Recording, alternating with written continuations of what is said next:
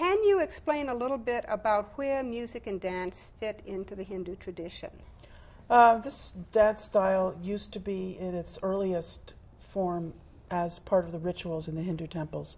So it was actually part of the routine of temple worship. All right. And it was done by women who were by heredity dedicated to service in the temple. They were a separate caste of temple dancers and musicians.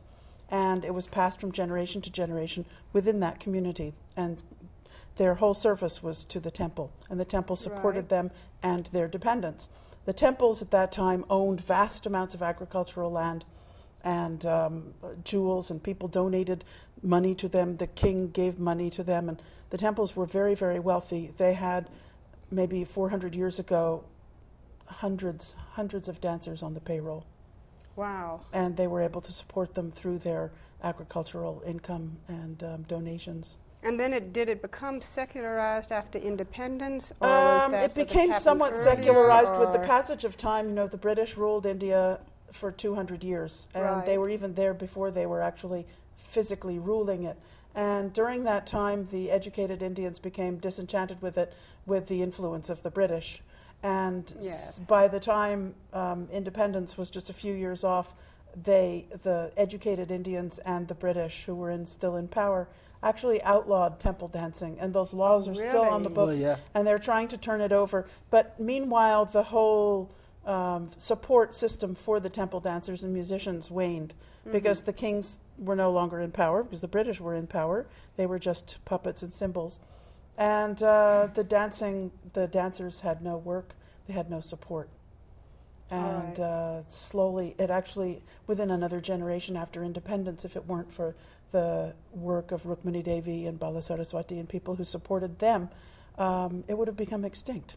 All right. This dance wouldn't have been there anymore. Yeah. So this was how it became secularized, and it became something, I believe, now people of all different backgrounds study it.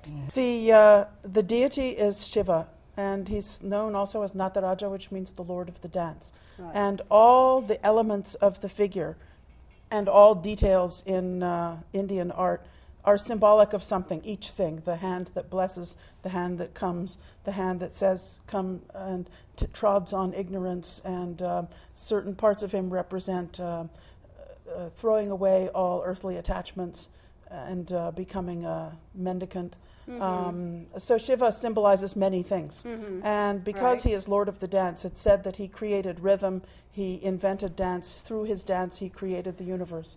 So he's a very important figure in Hinduism, especially for Shaivites who particularly worship Shiva.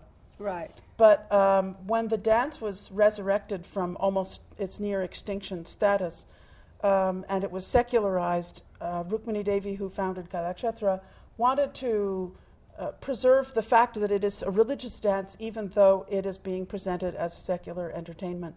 And before that, the musicians used to follow the dancers around in back of them, and the performances were somewhat crude in their presentation. The dancer might just take a swig of orange juice or something, coffee in the side, and then come back and keep dancing.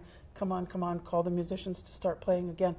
And she made the musicians sit on the stage right and kept the altar on stage left to visually balance it for aesthetic reasons, but also as a reminder to the dancers and to the audience that this is essentially a religious art form, and however we move away from that core remains. I believe both of you all are dancers. If you can tell me a little bit about that, where you learn to dance, what dance you do. KP, why don't we start with you? Okay. We wanted to study in the school. Correct. And our director, Rukmini Devi, turned my fate. He asked, why do you want to go to school? I didn't go to school. I just went only high school, only up to 5th standard I read and write, that's all. So you learn art. Your father is a very, very great artist. Your father was a dancer? Yeah, very, very great. All right. You just follow his tradition. All right. Yeah. And what dance was it that he did? What kind of dance, and what dance did you learn? Actually, I started with the Bharatanatyam. Then I learned Kathakali. Okay, so you know both right. Bharatanatyam and Kathakali. Right. And did your father do both of them? No, only Kathakali. All right. I started dancing in Calcutta because that's where my family was living when we first went to India. My father was with the Ford Foundation, and I became more and more seriously interested in it, and then I went to Madras to study in Kalakshetra, and I was majoring in Bharatanatyam with Kathakali as a secondary subject, and we met and fell in love. All right, all right. Very romantic story, and I Oh, yeah, believe very you romantic. have said that you've been married for almost 31 years. 31 years, right.